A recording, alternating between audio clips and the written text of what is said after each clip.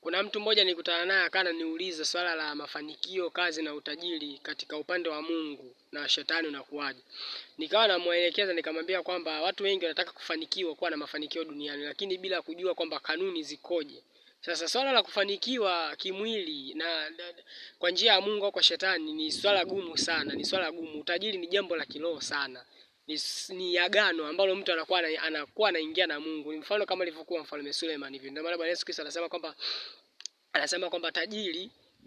kwamba tajiri itakuwa ni ngumu kuingia katika ufalme wa mbinguni. Kwa nini? Kwa sababu utajiri ni utumwa kamili.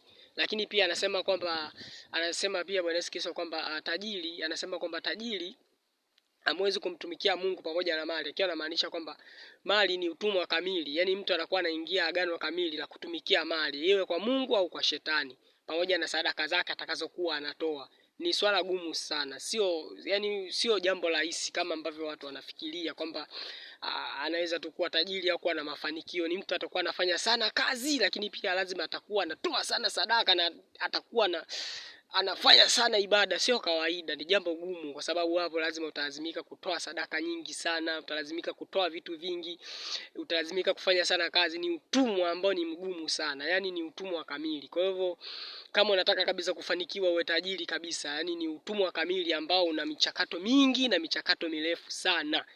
Ni michakato mirefu sana. Kwa hiyo kwa kizazi kilicho nacho leo sio rahisi, ni ngumu kwao, ni ngumu sana.